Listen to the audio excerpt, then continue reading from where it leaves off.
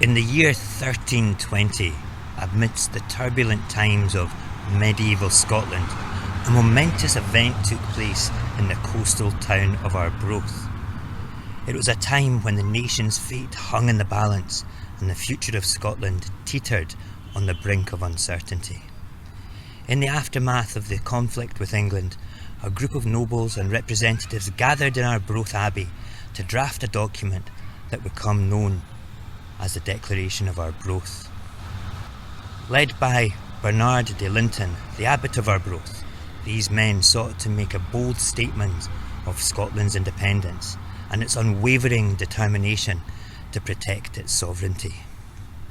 The declaration was addressed to Pope John, urging him to recognise Scotland's rightful status as an independent kingdom and to rally support against English aggression. The document eloquently stated that the Scots would never yield to English rule, for they believed that the nation had been bestowed upon them by divine providence. I'm meeting friends today who are proud sovereign Scots residing in Wales but are up visiting. The Declaration of Arbroath is on public display for the first time in 18 years and may not be on display again until we win our liberty and become a normal, independent nation. The National Museum of Scotland has created an exhibition proudly displaying this highly significant document.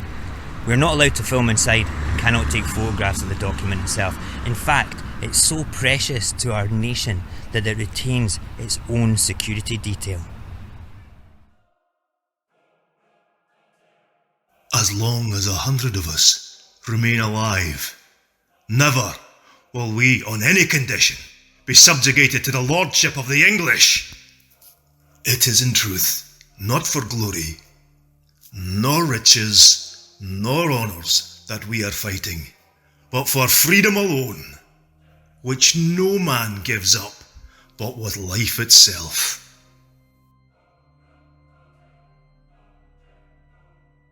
So we've just been to see the Declaration of Arbroath, and I'm kind of feeling a bit emotional after seeing it. It's just thinking that every seal that was on there, Rob, was a man who probably had a sword in his hand, and there was blood on that sword, fighting for our liberty. What do you think of all that?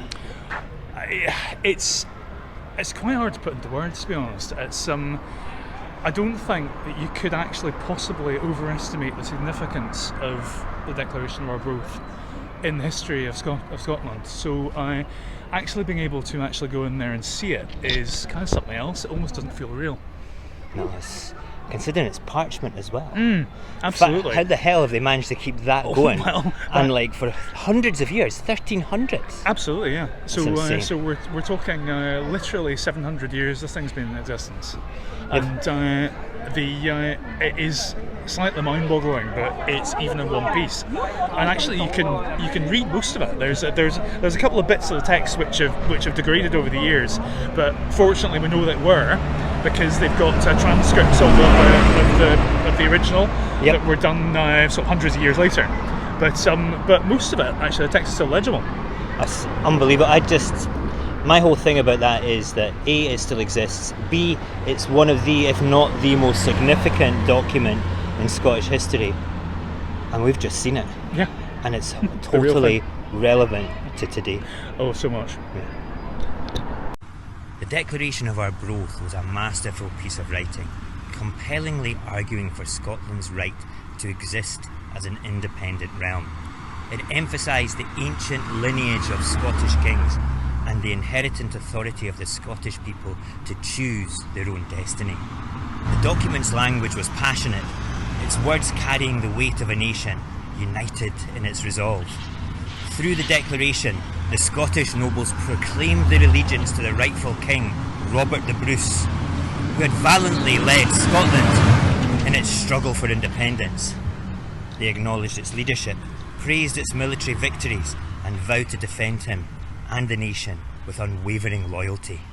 As the Declaration was sent to the Pope in Avignon, France, it traversed treacherous lands, risking interception by English forces, yet it reached its destination, and in 1324, Pope John issued a papal bull known as Agro Dominico.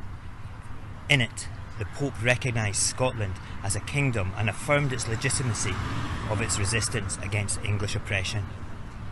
The Declaration of Arbroath was a defining moment in Scotland's history, not only asserted to Scotland's right to exist as a sovereign nation, but also resonated beyond its borders, inspiring other nations in their own struggles for independence. It laid forth the foundation for Scotland's future, strengthening its national identity and determining to preserve its freedom. As long as 100 of us remain alive, never will we, on any condition, be subjugated to the lordship of the English. It is in truth not for glory, nor riches, nor honours that we are fighting, but for freedom alone, which no man gives up but with life itself.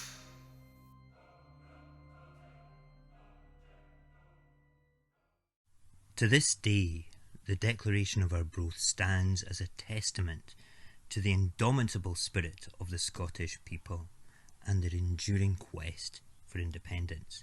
It remains a symbol of courage, unity, and unwavering belief in the fundamental rights of a nation. I am home now and I am looking through the brochure that I got at the exhibition. Having the time to consider the relevance of this document today within the independence movement is truly humbling. Here was a people united in their defence of liberty of their countrymen. They wouldn't back down, and they would never give up.